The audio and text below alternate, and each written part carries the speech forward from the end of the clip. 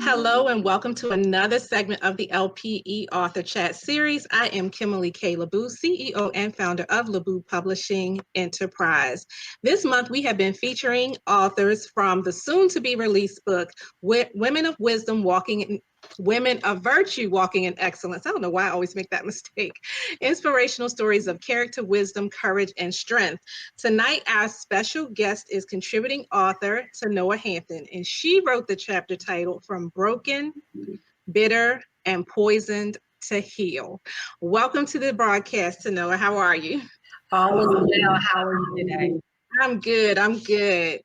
So from broken, bitter, and poisoned to healed. What a powerful title that is. There's a lot of stuff packed in that title. So tell us why you chose that title for your chapter.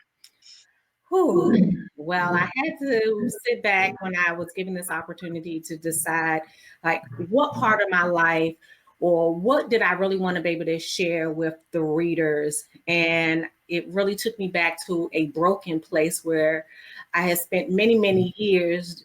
Although people who knew me just saw the outside. So it was painted, it was powdered, but inside I was so shattered and so broken and really needed healing. And I thought that, just taking that glimpse that hopefully someone would read it and who may feel broken or like they were broken, and know that they really and truly could experience the healing that God brings.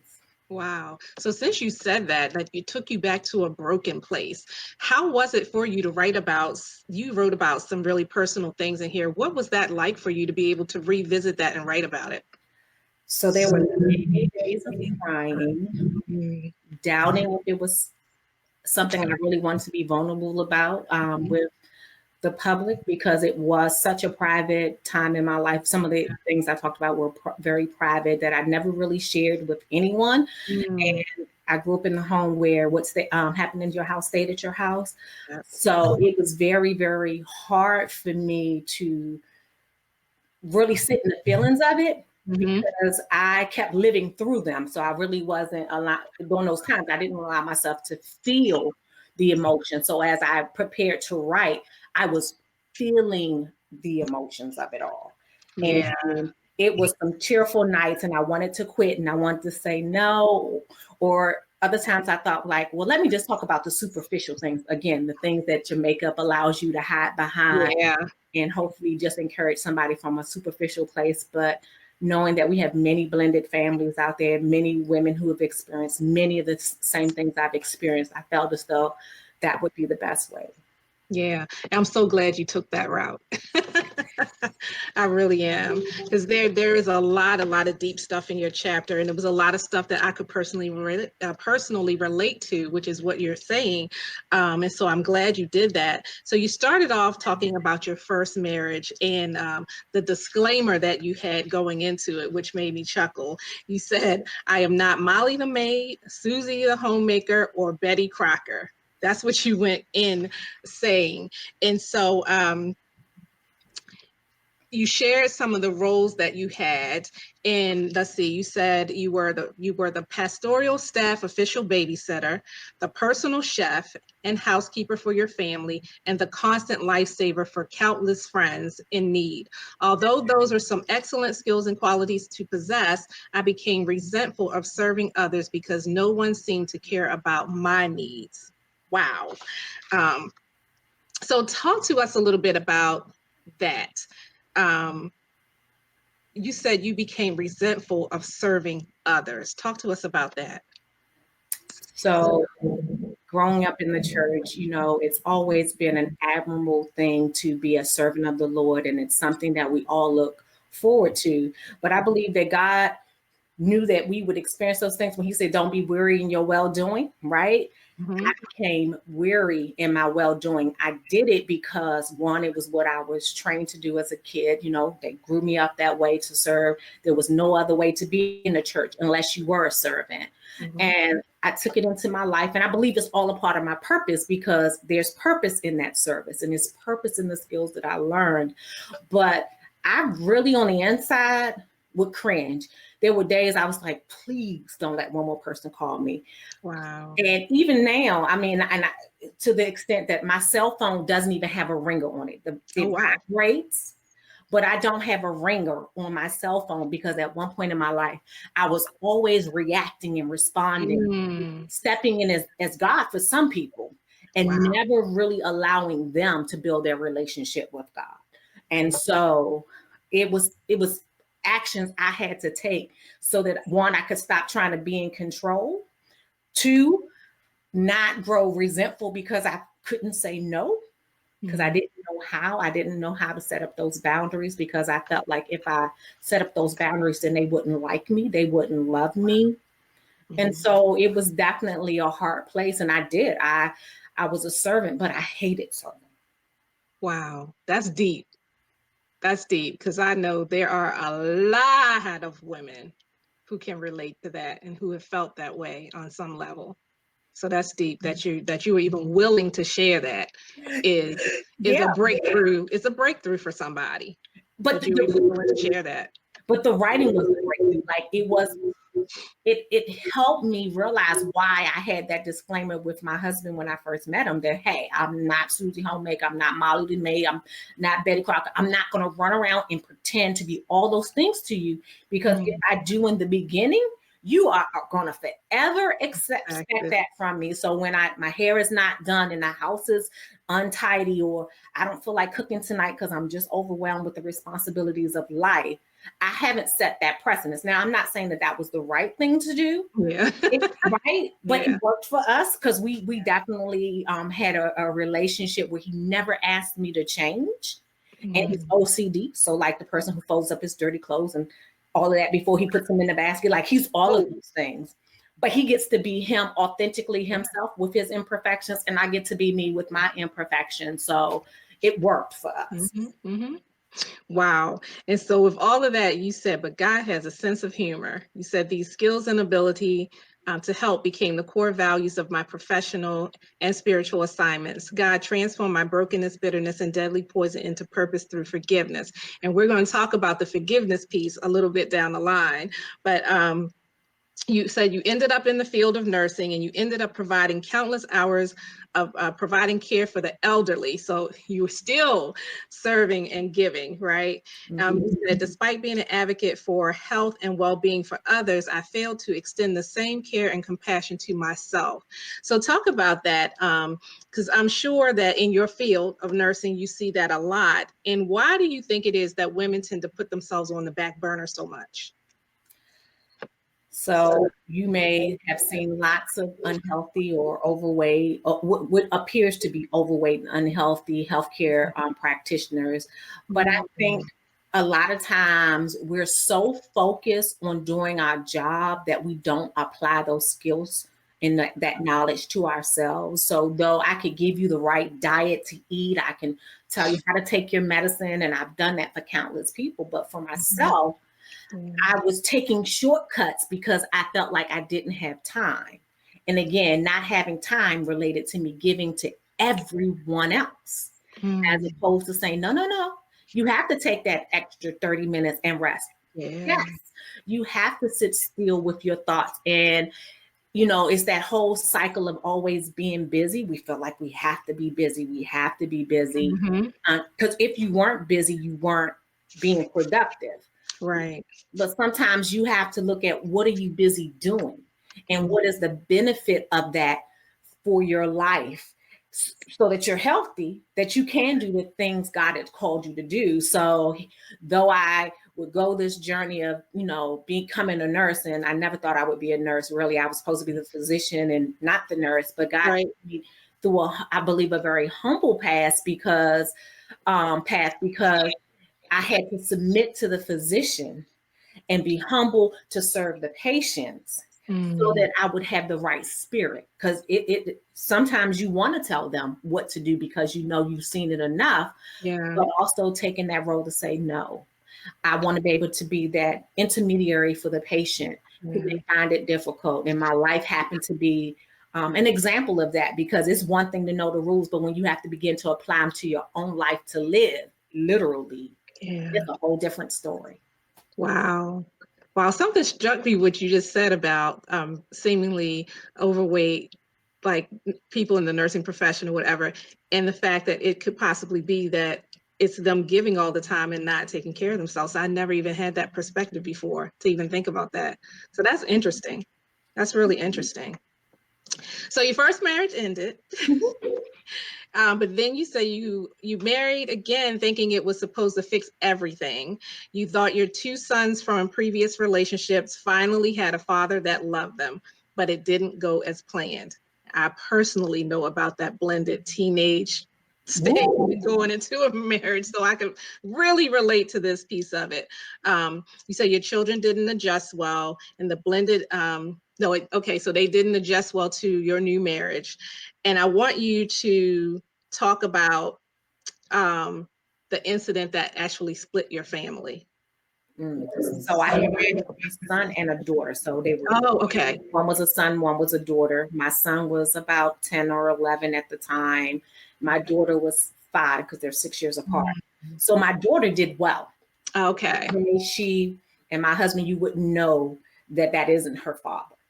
My son, on the other hand, the alpha male piece, he was the person who had been with me once as a single parent. Then I married, and then he had to take care of me through a tough marriage and see me go through those years. So when I invited this new person who never left my side from the very first day he attempted to date me, he was there every day, coming to check on me, making sure I had what I needed, if the kids needed anything. So he immediately stepped in, and he was older than me. So he had a different perspective. He had been married, and here's this 11-year-old kid who at first you thought it was going well.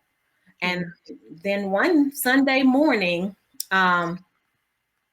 wow, it all changed. Like, we're up, we're trying to get ready for church. I'm like in there trying to rush and get dressed, and I hear all of this commotion. And it's my son standing on his bed with a switchblade, a knife, saying, one of them going out of there one way or another. Gosh. Yeah. Oh, I did have now 2 babies at this point. Infants, because they're a year apart. So they were like 1 and some months old. Wow. And my daughter, and so people are screaming. It's a Sunday morning. I have to tackle my son and wrestle him to the ground. Wow. My husband, being the Marine that he formerly was or is, because you're not always a Marine, he was saying, you need to handle this situation. He remained calm because he's a very calm person, but his voice was raised. He said, you better take care of this. You need to decide what's going to happen. And I promise you, like, I didn't know what to do. I can't say I ran and said, God, what should I do? Like, I did not know what to do. And then my son had called the police. So the police were in route. Now I have a male policeman and I have a female policeman. The female policeman is saying, oh, I'm going to take you to baby booking because you're the one who pulled the weapon. You called us, but you pulled the weapon. The guy, African-American police officer, saying, let me talk to him. I have a stepson. So God sent the angel because trust me, he was sending him the baby booking. Wow. And all I can remember is like my life was flashing in front of my eyes, and all I could do was my son's father and I and his wife we've always had a good relationship. So like I remember calling him like, what should I do? Yeah. Because like, what do you do? Like, you have this husband that now you have these 2 kids and one other child that everybody is like gelling really good. And then you have this one child, my firstborn, my first love, my heartbeat, my all of those things. And then you say, what do I do? Yeah. I never imagined not having my son live with me. So the amount of pressure, hurt. But what was I to do? I didn't know what to do. My son's father and his wife gladly said, yes, he can come. And that was short-lived. After 2 years was over, he was back with trash bags at the door. And not that his father and I still don't get along. His wife, we're a really good blended family. But like, he didn't know what to do. Like, it was upsetting his house. Right. And so in comes mama, my mother. Oh. To save the day, because that's her grandson. And how dare, because mind you, she's still just having a little bit of challenge understanding if this man was really going to stay. And that was her grandson. Right. Right. So it was really rocky, but I thank God for my parents. I really do, because they took him in and he lived with them all the way through high school. I mean, like, she went through everything, and he wasn't the easiest kid. Far.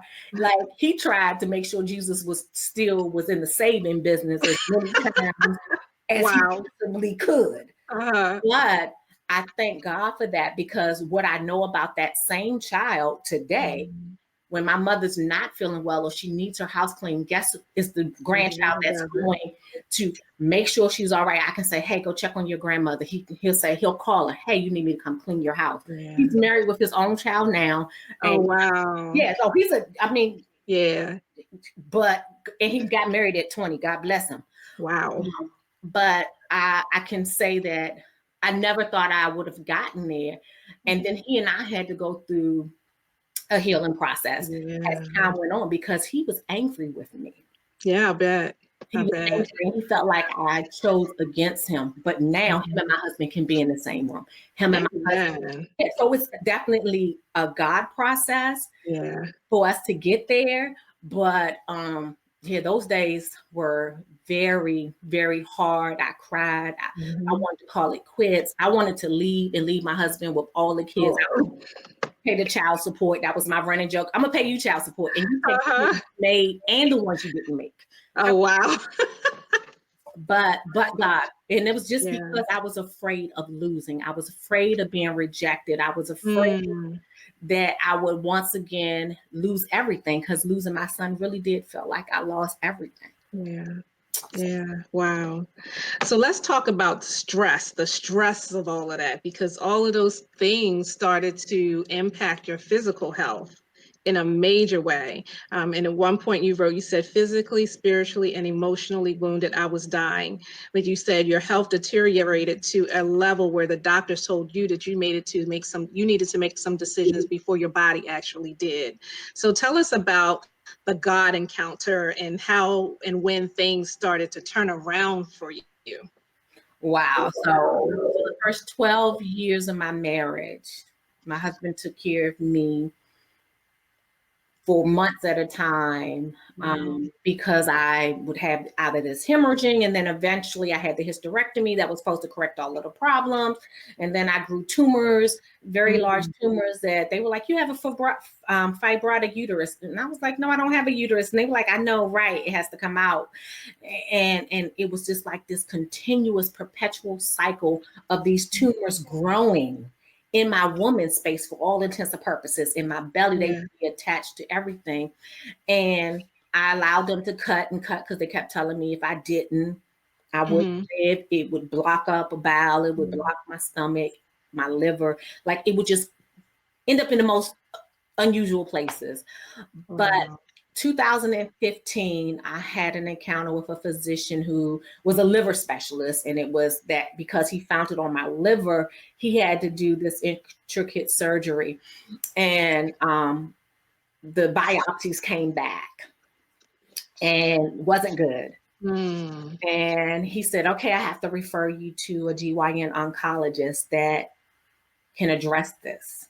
And it was at that point I was offered chemotherapy as the only means of not having these tumors regrow.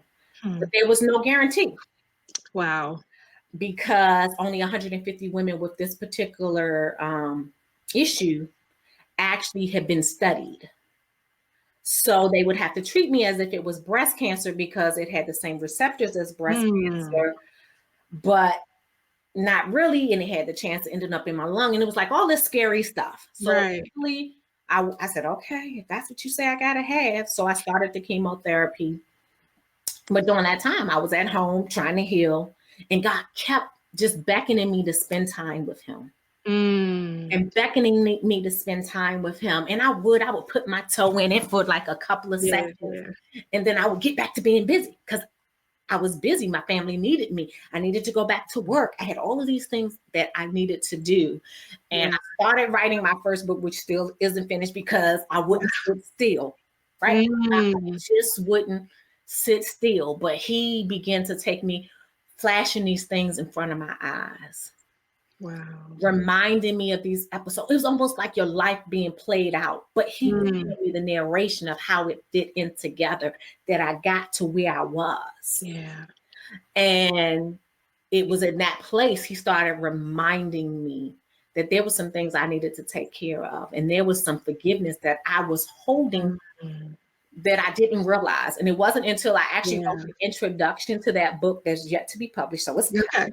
That I had to tell, I was telling the story in the introduction. And that's when I realized that that rejection had created such a traumatic wound. And so it was the hidden drama in my life. Wow. That caused this series of events and caused me to respond and react and make choices that led me on this journey of disease and not being comfortable, not comfortable in my own skin, not comfortable at work, not comfortable in relationships. Like I've avoided relationships, intimate relationships like the plague. Like I touch, slap your neighbor. I could slap my neighbor all day long. But if my neighbor wanted to be in my space, I didn't even know how to do it because I didn't know how to say no. I didn't know how to protect myself. Like, just like that same 4-year-old girl who had been raped. Wow. Like, I couldn't have those relationships. And it showed me how it was impacting my entire life. My health was in disrepair. Yeah. Wow.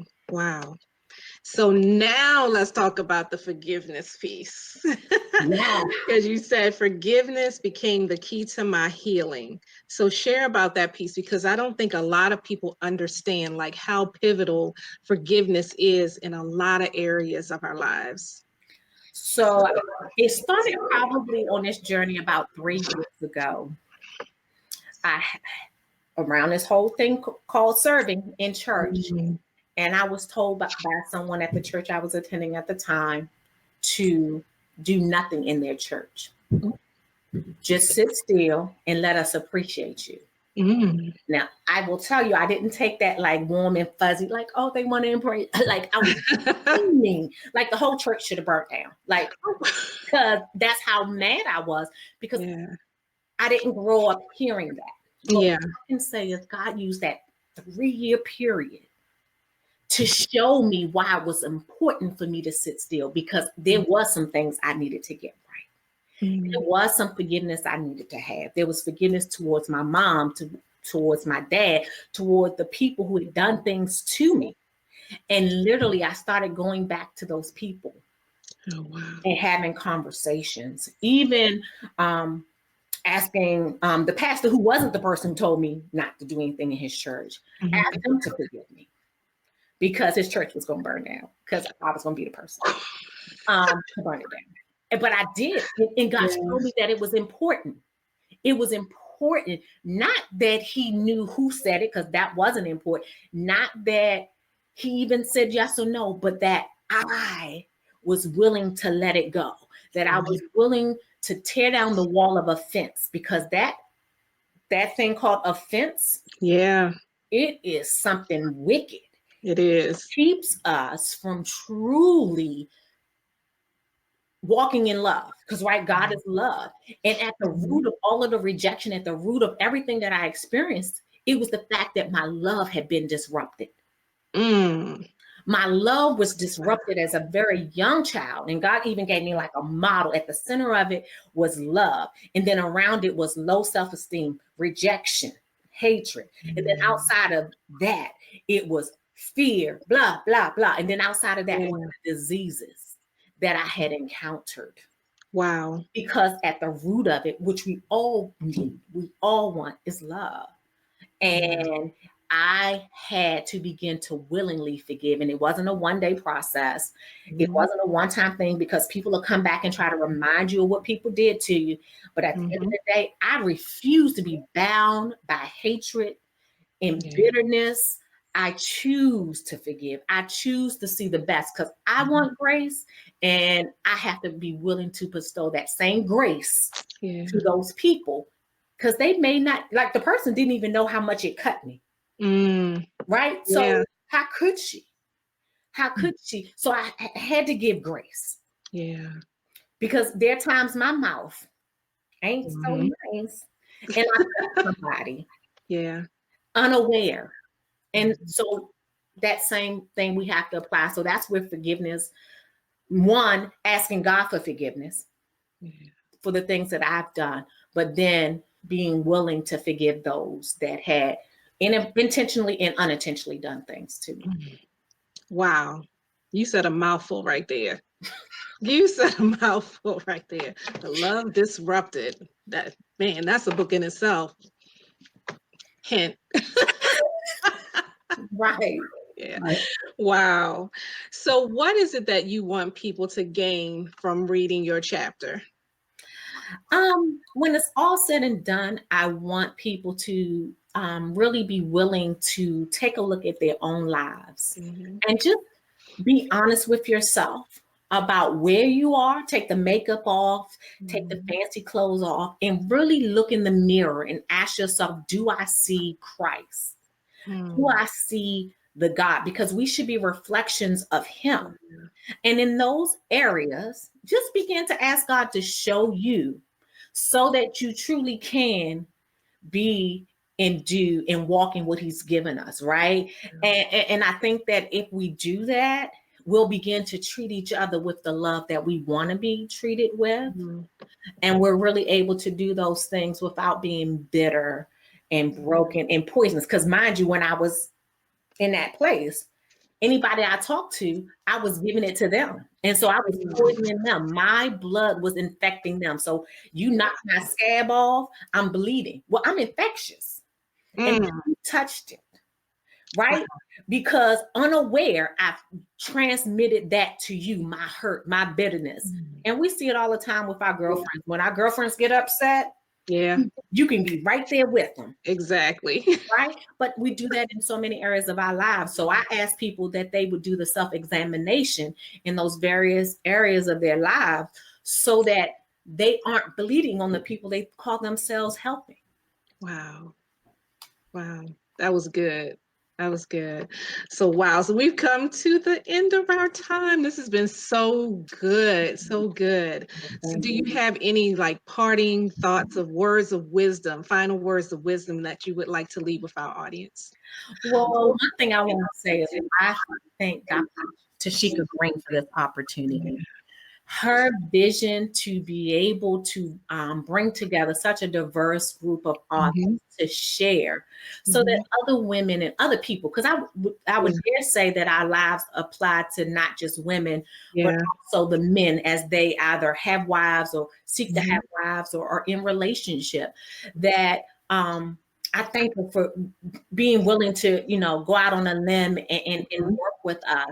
And so if I could say anything, I would just encourage the listeners to really find that quiet space. Allow God to peel back the layers of your life so that you truly can discover the gift that he originally purposed in us. And not just from a self-care, self-love perspective, but from a God care plan. So allow God to write your plan, your care, as opposed to you deciding your self-care things that you're going to put in place.